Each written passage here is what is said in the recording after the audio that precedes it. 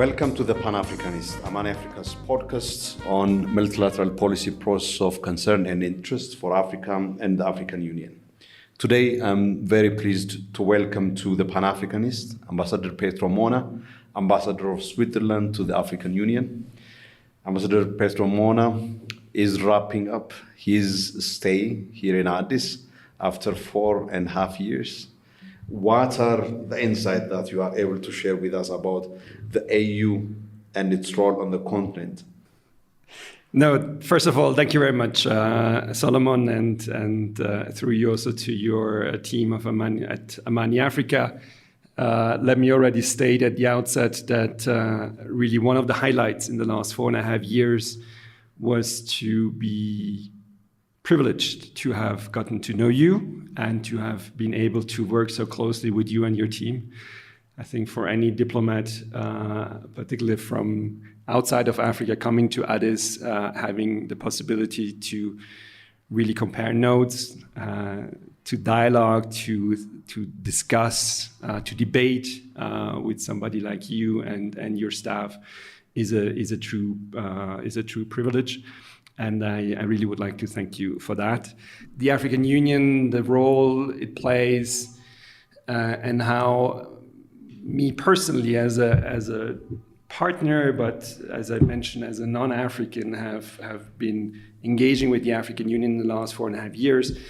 There are maybe a few points that I might share with you. I think one aspect that I usually told also my colleagues back in Bern is that the African Union, for me, is too big to fail, but also too important to fail. I think the vision that it carries forward, enshrined in the Agenda 2063, is a pathway for a sustained, peaceful development of the African continent. And I mentioned that particularly also from something that I think is one of the lessons learned I draw after 4.5 years, is that I think also to partners of the African Union, I think it's important to acknowledge two critical things. Mm-hmm. The first, and this might be an obvious one, but we might develop that a little bit further in our conversation, is that this is Africans' union. This is not the union of the partners. This is not the union a free-for-all where, as well-intended partners are, they have to acknowledge that the pathway has been in the Vision 63 and will continue to be carried forward by Africa, by its members, by its people, by its leaders. And the second point is also that our interest as partners, I can speak for Switzerland at least, I think we also have to be more clear in the fact that our interest is not in any way altruistic in Africa's development.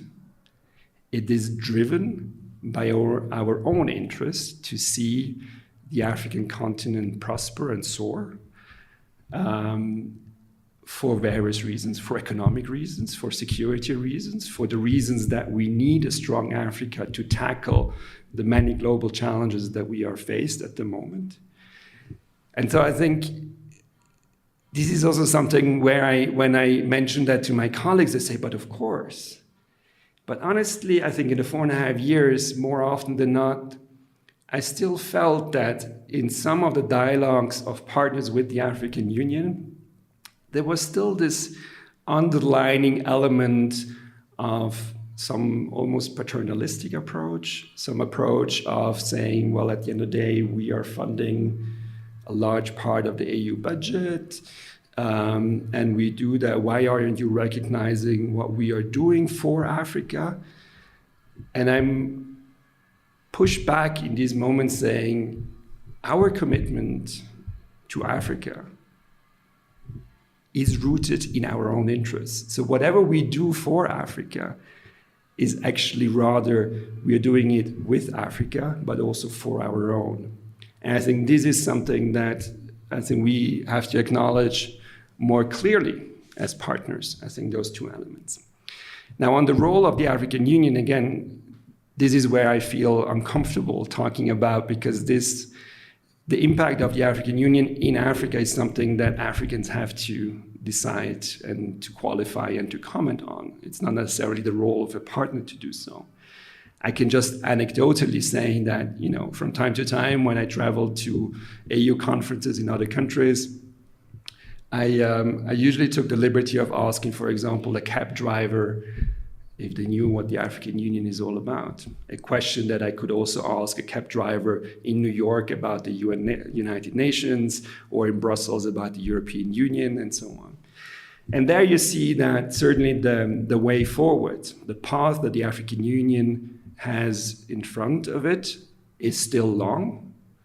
I think the impact, the measurable impact it has for the citizens is there, but I think the potential is bigger. And this is something that, again, as partners, I think it behoves for our own interest again, to acknowledge and to be there on the side of the African Union, to be able to translate tangibly the many objectives and visions that are enshrined in the Agenda 2063, to make it really tangible on the ground for the African people, and to really move towards the united, prosperous, and peaceful Africa for all. We often hear, indeed, about if the African Union didn't exist, we needed to create it. And that is the sentiment that you expressed at the beginning when you said the African Union is too big to fail, too important to fail. That is how you view the value and significance of the African Union. If I just ask you to elaborate a little bit further on that, in what ways do you think that the AU is too big or too important to fail, seen through the perspective of your role as Ambassador of Switzerland to the African Union, and somebody who have engaged the African Union during the past 4 years have. So is this something that you came to have after spending the 4 years and a half, or you always felt like this about the AU? Both, I have to say. I have to admit, I'm a multilateralist at heart. So I strongly believe in the principle that we have to strive towards common global goals, or common goals in general, and that the unity makes us stronger. That many of the challenges that Africa or the world is facing can only be tackled together. Based on that principle, and based on that conviction that I strongly have in my DNA, I see the importance of the African Union is guided by that very principle. If you look at issues of peace and security in Africa, economic development, social cohesion, and many other aspects, also on health and education, on infrastructure, on trade, you name it. Those are all elements that are critically important for the development of the continent, and that can be best addressed and tackled and achieved in a strong union. And so this is where my conviction stems, that the African Union is too big and too important to fail. I don't want to be too dramatic in saying that if the African Union fails, Africa fails. But I would go as far as saying that if the African Union fails, the way forward for Africa will be even more so difficult and challenging. There might be also a second element that we can already bring to the table, is to say that looking, and we might come back to that later on in our conversation, if you look at the multilateral system as a whole at the moment and the challenges it faces, I would also strongly subscribe and I'm convinced about it that the challenges of the current situation that the multilateral system is facing and the rightful ambition to make it more effective, more just, has to be done together with Africa. So this notion that the future of multilateralism also lies within Africa is absolutely true in my mind. And therefore, the ability for the African continent to come together and develop common African positions, or to have a strong A3 in the UN Security Council, or to be effective negotiators on climate at the various COPs and so on, also legitimizes even more so the claim that the African Union is too important to fail. Because we need a strong Africa, also globally, and therefore the African Union for me is the vehicle towards that. What are the highlights of your engagement with the AU during the past 4 years?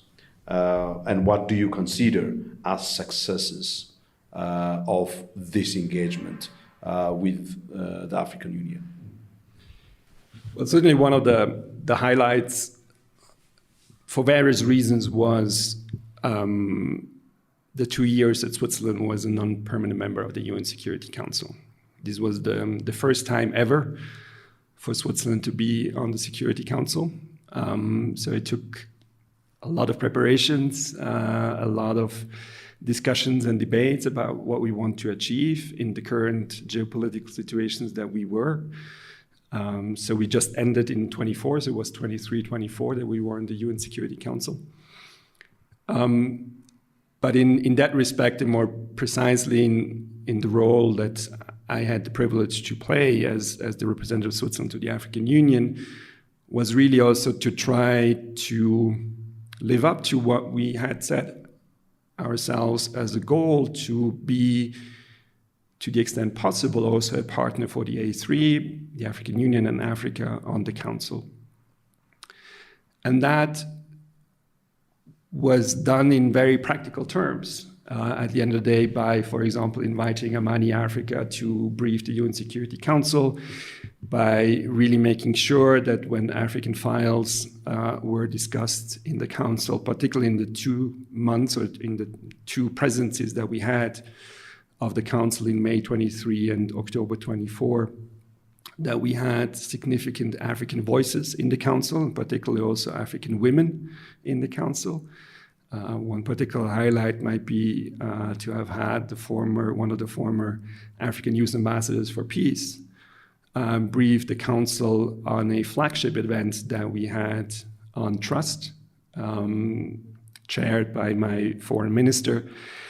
I think this is something that was really important, as well as, for example, preparing the chairmanships of both, or coordinating chairmanships of the PSC and the UN Security Council. We did that in May together with Ambassador Rebecca Otengo from Uganda, who at the time had the presidency of the chair of the PSC, and then in October 24 with Ambassador Mohamed Gad. Now you can say, look, this didn't change the world.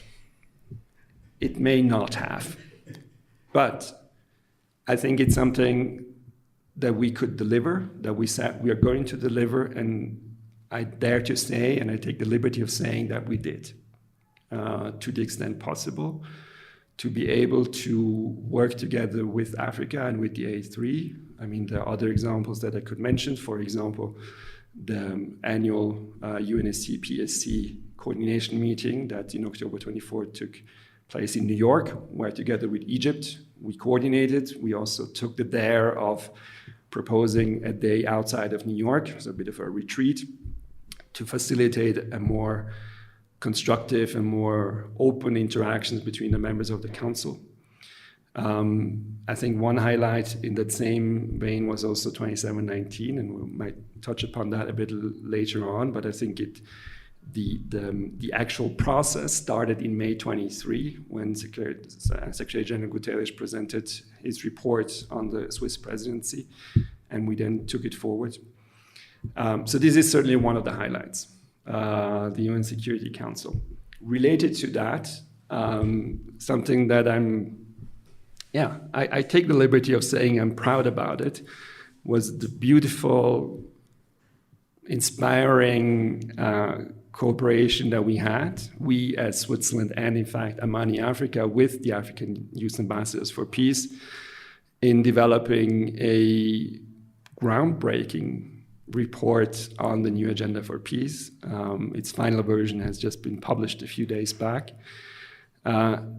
Was a fantastic project to work with these young leaders from the 5 regions of Africa to see how engaged they are on peace and security in their continent, but also the symbolic of it, to have a collective or a document collecting voices of young Africans commenting on the report that the UN Secretary General has presented, his new agenda for peace, as an almost intergenerational dialogue, as a dialogue between Africa and the UN system, and the absolute brilliant recommendations that came out of that report, developed through various consultations in the 5 regions and a continental consultation.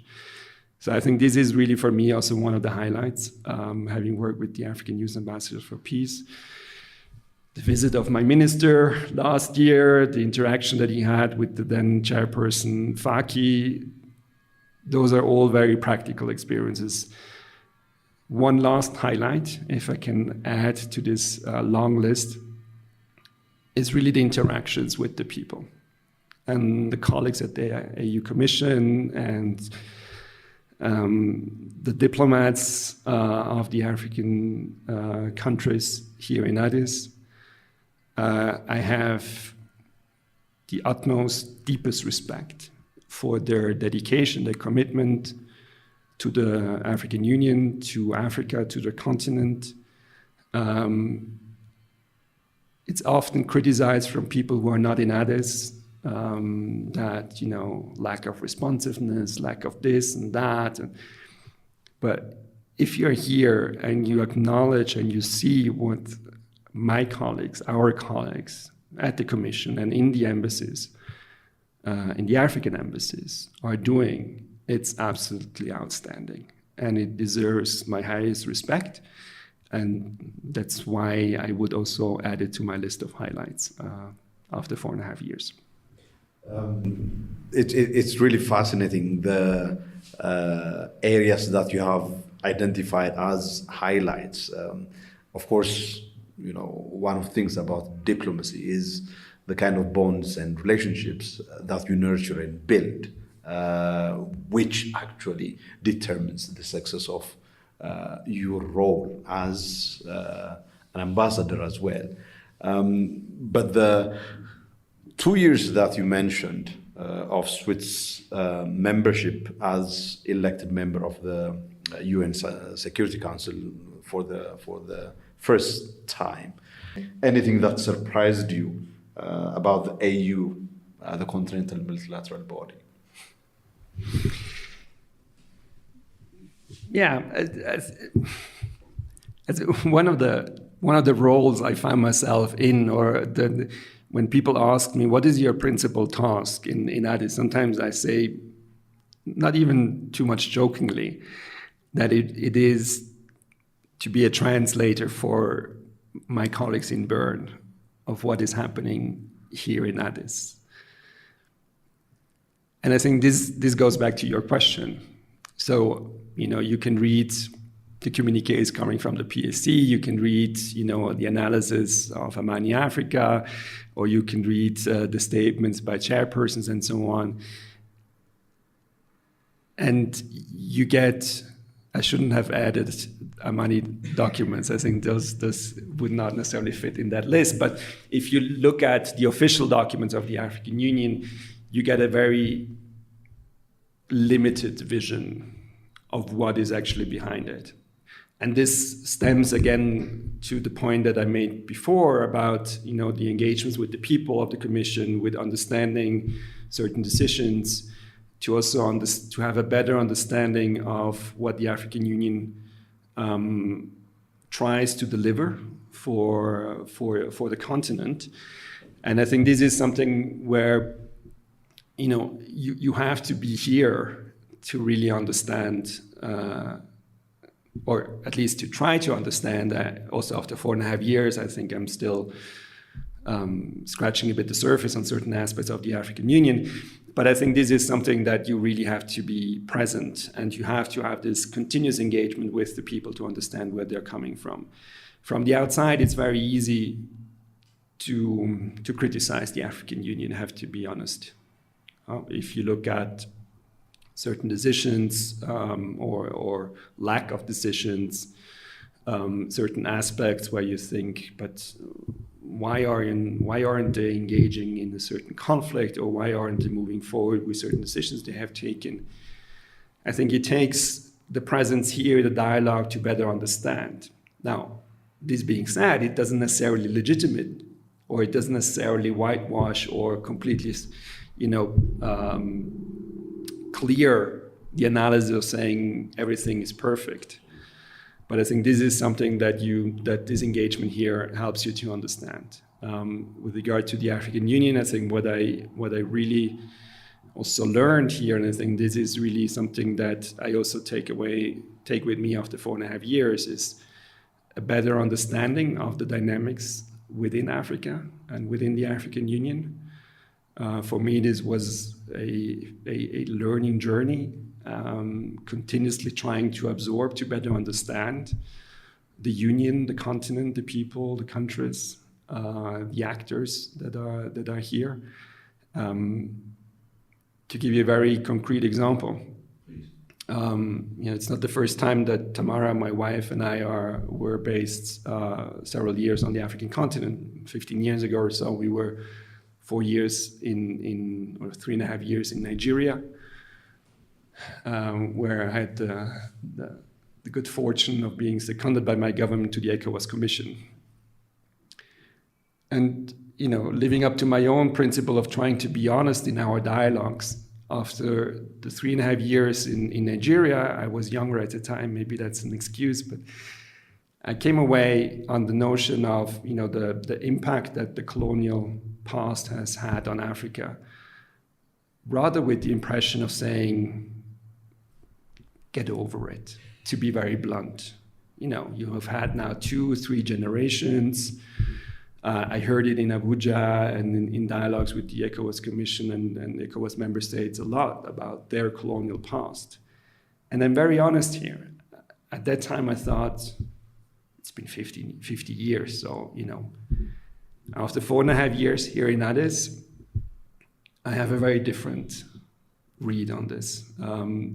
The exchanges I had with colleagues like you and friends like you and many others, by being able to listen more carefully to what is being said, I fully understand. No, I understand. I think my understanding is still imperfect and impartial, or not yet completed. But I have a better understanding of what the colonial past still means for the African continent, and the work that still has to be done by all the parties involved to overcome this past. And so it's not something that we can cast away saying, you know, get over it, to use that very blunt expression. And so this is also something that I don't think you can read up in some books. It is something that, at least for me, has been a result of engagements with the people here in Addis and the broader ecosystem that exists here.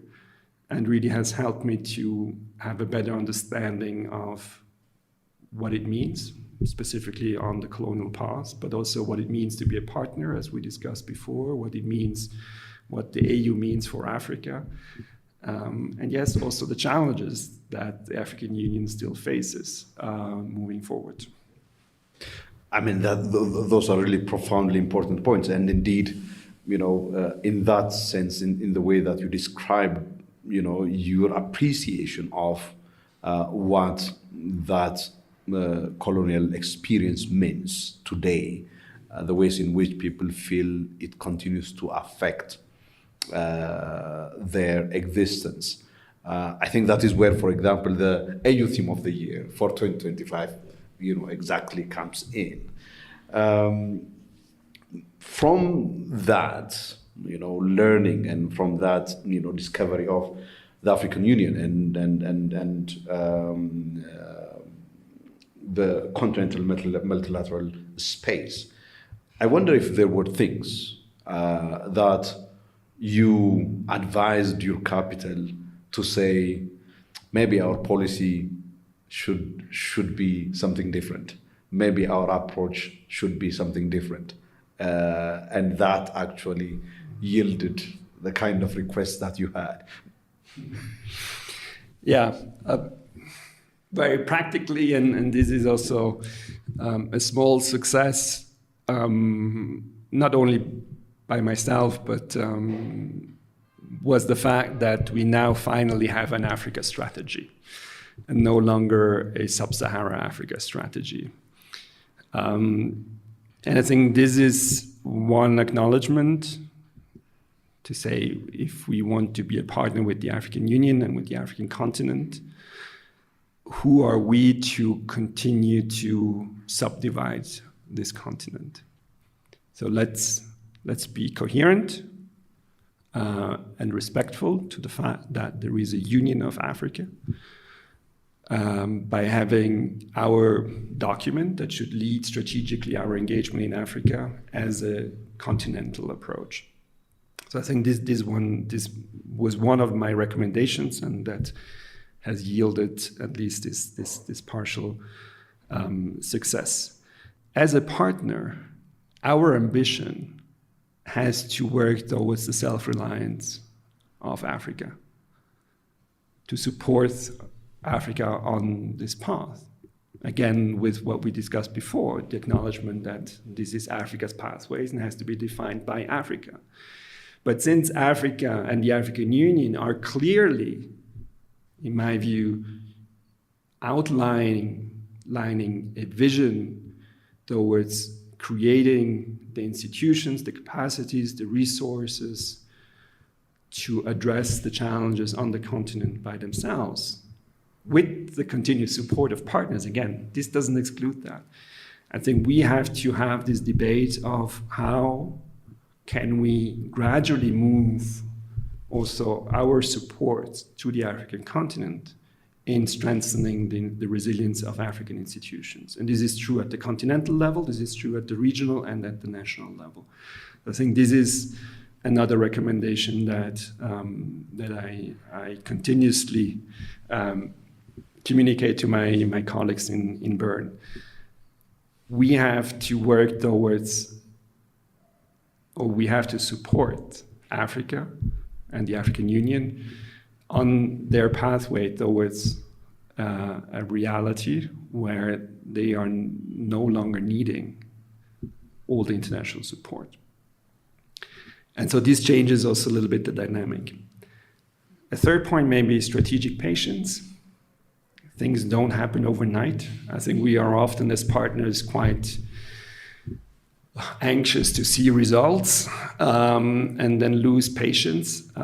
These things take time. And again, same principle. This is your union. So at the end of the day, as partners, we have to adapt to you and not the other way around. But strategic patience is critically important. So be patient. Doesn't mean don't have expectations. Doesn't mean don't communicate your expectations. But also don't give up if things take longer. I think the pathway is long and it's moving in the right direction. Maybe a last thought or last recommendation after 4.5 years engaging with the African Union is also a little bit about our engagement through our development cooperation we have on the African continent. I think by and large, again, it still lacks a little bit this proactive engagement with Africa in the spirit of not us funding projects for Africa, but joining forces in an understanding where Africa and African countries and their people want to go, how we can work together in addressing common challenges that we're having, in looking at very practical issues like education, like benefit or creating frameworks that would benefit private investors to come to engage more proactively on the African continent, also nurturing more tech transfer, cooperation between universities, and so on. So also pushing a understanding that Africa is not something for Switzerland that should be solely looked through the prism of development cooperation, but should look through the prism of country to country or country to union or country to rec prism, and looking at all the instruments that we can bring to the table and see how we can cooperate together. So very practically, for example, how can Swiss universities better work together with African universities? How can angel investors in Switzerland? So we have one of the best ecosystems when it comes to startups in Switzerland, both with regard to creating ideas, but also with regard to funding mechanisms. Are there ways for Swiss startup funders, so angel investors, other venture capitalists, to be more interested in Africa? And so to open up our vision towards what we can do with Africa, which is a little bit too limited to the traditional development cooperation, which, don't get me wrong, remains a very important instrument. And indeed, I think at the moment we are also, in difficult fiscal situations in Switzerland and in other parts of the world. So I think the budget also for development cooperation is shrinking. But we have to redefine the way, or we have to continue redefining the way of our engagement with Africa. And looking again, based on the principle that what we are doing in Africa isn't altruistic, but it's also in our interest. Moving away from the question that might have driven us in the 20th century of what can we do for Africa, but actually more rather what can Africa do for us. I think this is a key question, a bit of a provocative question, but I think this has to change the mindset in which we are engaging with Africa. That is still too much, in my sense, driven by a 20th century sort of mentality. A caricature of Africa in a way that seems to view Africa through very narrow prisms of in need of charity. And there were moments when I was in some discussions when I was asking the question, okay, is it possible to imagine Africa other than aid? Some of the key, I think, concepts that come to my mind is basically the question of agency. Yeah. That Africa has agency, that it needs to be recognized for the interest that it has, for the voice that it has, right? That it is not really just an object of our, whatever has been defined as charitable, engagement.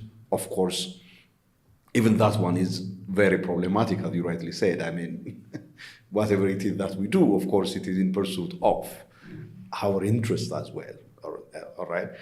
So in a way, what I think you said also touches on the kind of change that needs to happen as far as the nature of the partnership itself is concerned.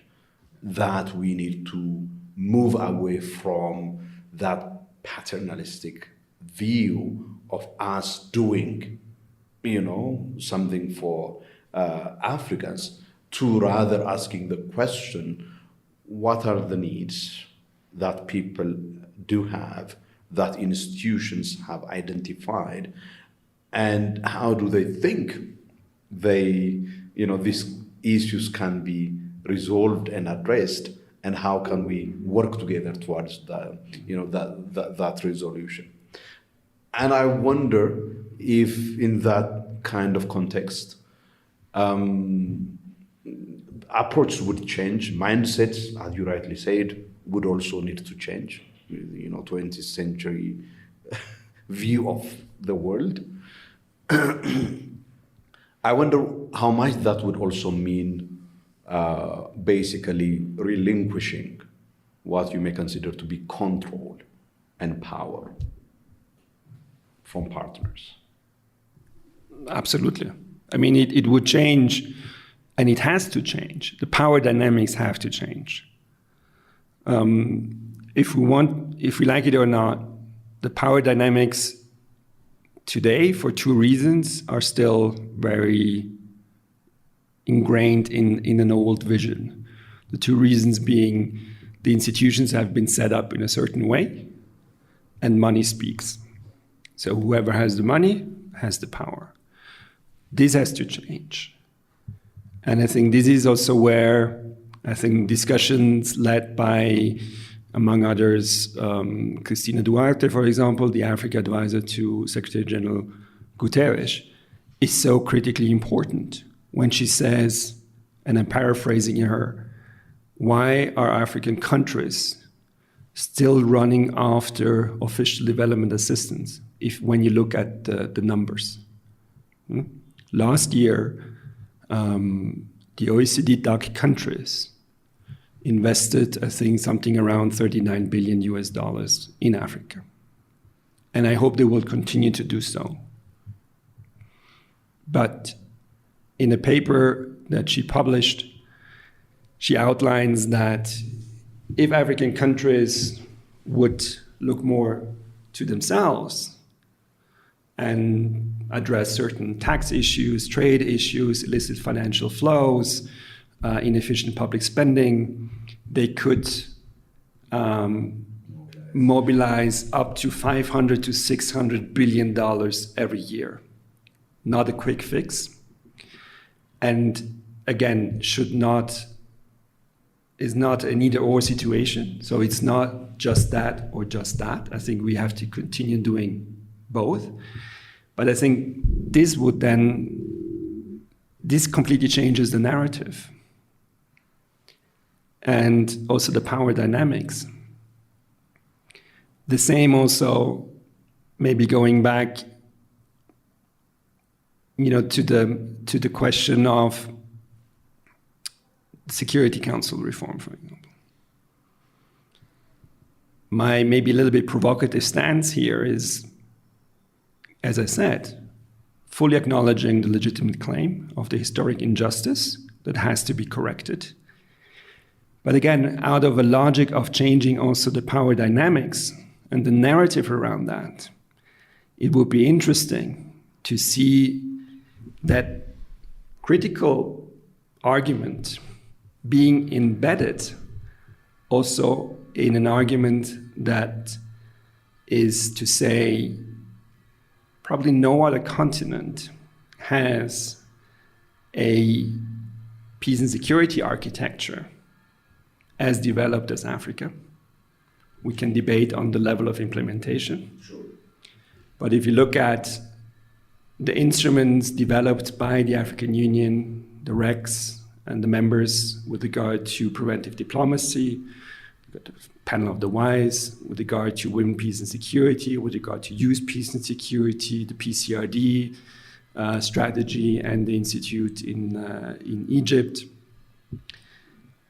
The fact that there's probably no other continent that has such a long-standing experience when it comes to TCCs. These are all arguments that should supplement the historic argument.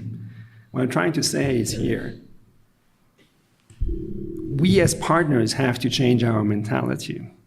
But to be provocative here, to some extent, Africa also has to change its unique selling proposition, to be a little bit economic and use this economic term here. Because I think what Africa has to bring to the table is not only the historic injustice that has to be corrected, but is actually something that has a huge value for the global community. And I think this is where Africa still has a huge potential to step forward in building that narrative. And I have to say, in the last 4.5 years, I saw that emerging significantly. When it comes to the access to the G20, for example, when it comes to climate negotiations, I think this notion of we are not here to receive charity, but we are here to co-create and co-lead is something that I was absolutely thrilled and impressed to see. But I still believe this needs to continue. And I think this is, again, changing the power dynamics. So again, we have to change our mentality, but I think Africa also has to change its narrative. I would like to link this to your point about the additional selling point for Africa's place in being on the chair of global decision-making, including the UN Security Council, which is basically the kind of role that the AU has as a force for global public good. All right, we see that in the realm of peace and security, but it definitely expands beyond peace and security. From the example you also gave with respect to COVID-19, if we think about global public issues, and the same thing would apply in realms such as, for example, climate change, right? And this point is also reflected in the role of the African Union and the A3 in the context of the UN Security Council, where there is one of the strong selling point that the high-level panel, the African high-level panel on Africa and the reform of the multilateral system put forward is actually this point, that there is very strong vested interest on the part of African countries to ensure and see that the multilateral system actually functions rather than being paralyzed.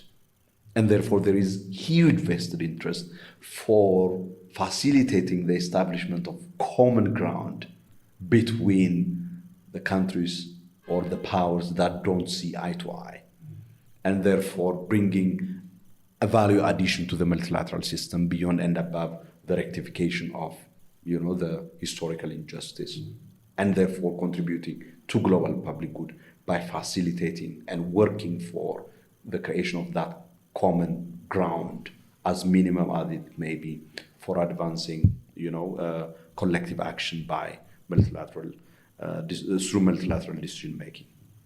Now, on a lighter note, maybe, what will you miss the most from your time in Addis, other than Amani Africa, that is? What would you have done differently? If there is anything that you felt and thought, after having spent 4.5 years, I would have done this differently, if there is any. Yeah. No, I will definitely miss Addis quite a bit. We are staying, Tamara, my wife and I, we're staying on the continent, quite on the other end. We're going to Senegal. But I hope that there also, through this 4.5 years of masterclass that I had the privilege of undergoing here in Addis, in better understanding Africa and the African Union, this will hopefully also help me to be a good representative of Switzerland also in that part of Africa. But from Addis, I'll miss certainly the people. This has been for me something incredible. You hinted to it. We arrived during COVID, during the conflict in the north in this country. Very different time, very challenging time. But throughout the 4.5 years, we managed to create this network of friends and colleagues that are extremely inspirational through their commitment to the work, through the commitment to Africa, to the country, to the region that we are in. I think this is where I really just take a humble bow and say thank you for everything. That is something where I try to draw at least the energy to also do my work by feeling that spirit here in Addis about, engage debates about Africa and the African Union and multilateralism and going back and forth and and really sort of this willingness to shape the world, shape Africa, and not to simply give in despite the many challenges and the excuses that you could have. I mean, to be cynical, you could say, why waste my time with something as elusive sometimes as the African Union, or even more elusive as the UN? I have to make sure that my kids can go to school and that I have a roof over my head, and this is what I do, and the rest, que sera, sera, as they say. This is something I've never seen here in Addis, and I think this is something incredible that I will miss.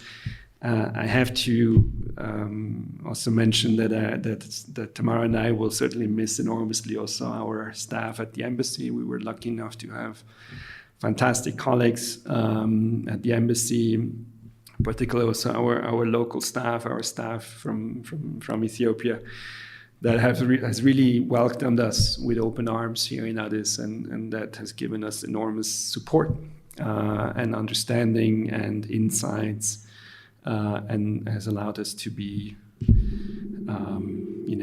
as good as representatives of Switzerland as possible. Ambassador Pietro Mona, thank you very much for coming to the Pan-Africanist Amani Africa's podcast. It has been a pleasure to work with and interact with you. And we from Amani Africa wish you all the very best as you travel from Addis to beautiful Dakar and the engagement that you will have, I'm sure, with a number of countries from West Africa. And looking at, of course, Africa through the prism of that engagement with individual countries and potentially with ECOWAS as well. So thank you very much again, and all the best. Thank you very much to you and Amani. You are a fantastic partner and a good friend, and I will always treasure the time that we had together. Thank you very much. To all of you, our audience, thank you very much for once again joining the Pan-Africanist. We look forward to have you again during our next episode. Thank you.